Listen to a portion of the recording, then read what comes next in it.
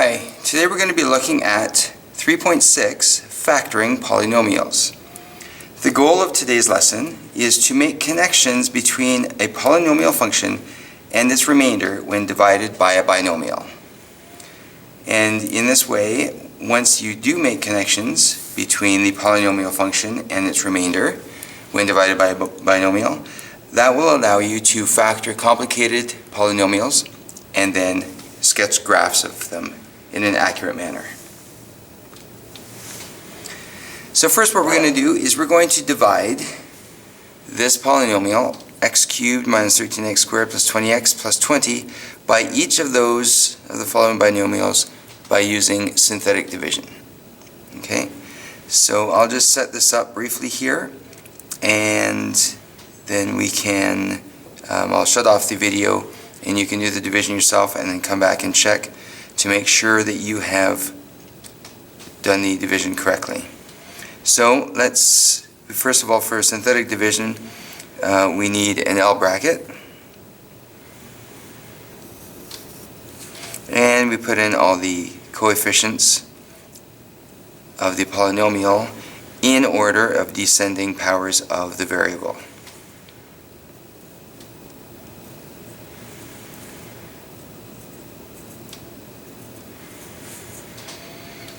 And then outside we take the 0, which would result from this factor.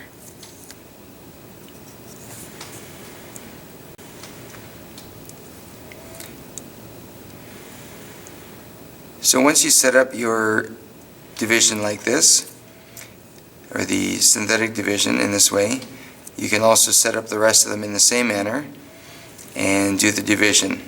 So please pause the video, do all the divisions, and check back in a couple seconds.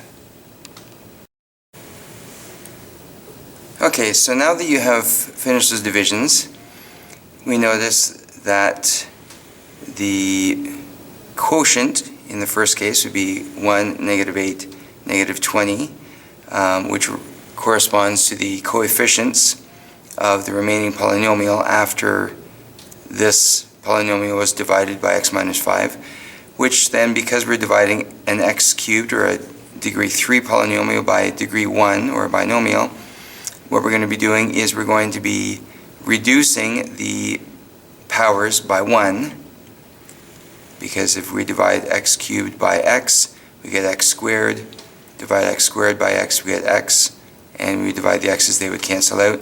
So that would leave us here with 1x squared minus 8x minus 20 with a remainder of negative 80. The quotient in the case for part B would be x squared minus 15x plus 50 with remainder negative 80. For part C, we get x squared minus 16x plus 68 with remainder negative 184. Now I'll just do this one just to make sure that we're all up to speed with synthetic division. So when we have our L bracket like that, we're going to just drop down the 1 first, then we multiply 6 times 1 and place it under the negative 13, then we add down to get negative 7, we multiply 6 times negative 7 to get negative 42, add down to get negative 22, multiply 6 times 22, negative 22, so we get negative 132, and then we add down to get negative 112. So the remaining quotient then is x squared minus 7x minus 22 equals negative 112. Okay, so that's a little refresher from yesterday in 3.5. So now what we're going to do is, let's take a look. Now we're going to do something a little bit different.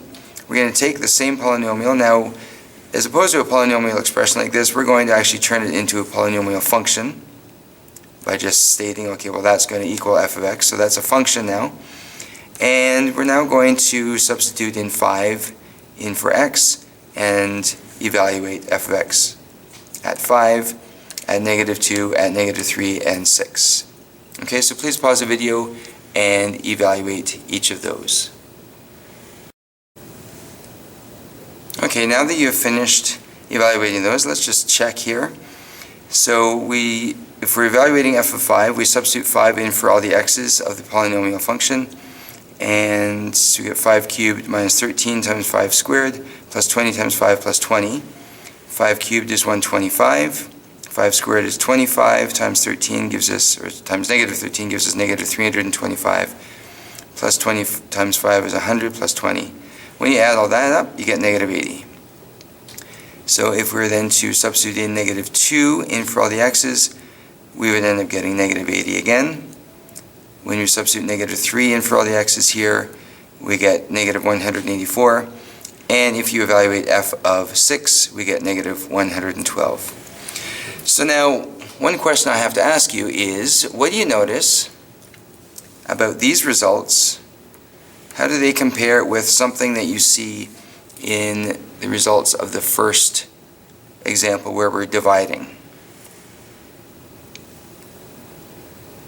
You should notice, if with a keen eye, that the remainders of the division are the same as the function evaluated at that same value.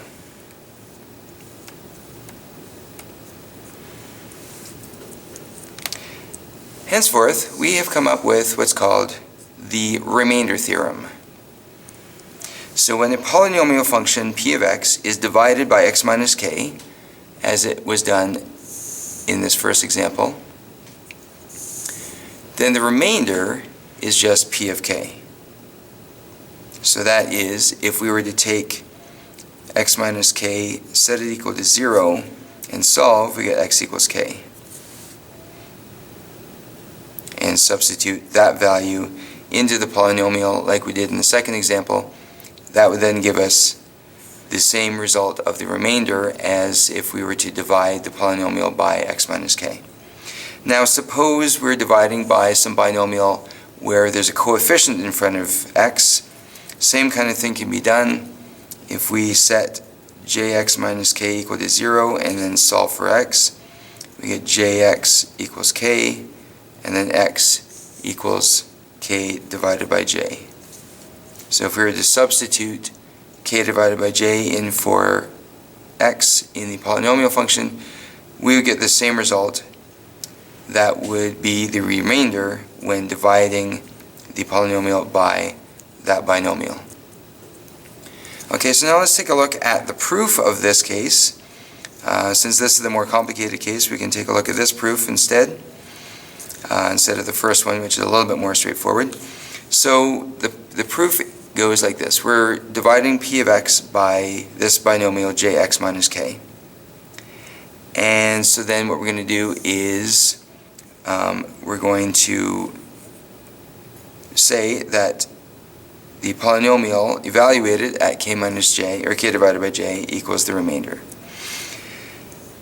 So if q of x is the quotient, r is the remainder, when the polynomial p of x is divided by the divisor jx minus k, the division statement, or the way you check a division, is by stating the dividend equals the quotient multiplied by the divisor plus the remainder. So the dividend is the polynomial function p of x, and that equals the quotient q of x multiplied by jx minus k, and then added to the remainder. So then, what we're going to say is p of, so we take this polynomial, p of x, we substitute in k divided by j in for x, and we substitute k divided by j in for x here in the quotient also, and in the binomial, the divisor. That is setting up that will equal the remainder. So then if we take a look at, if we simplify the brackets in here, we've got j times k divided by j.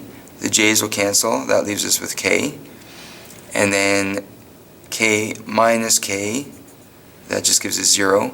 See, in each of those three steps, the remainder stays the same as is the quotient.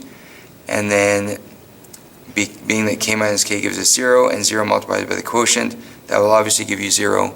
and then we add the remainder, which just leaves us with r. So the polynomial evaluated at k divided by j gives us the remainder, just as is the case that we saw up here, which is what we were trying to prove from this part of the theorem.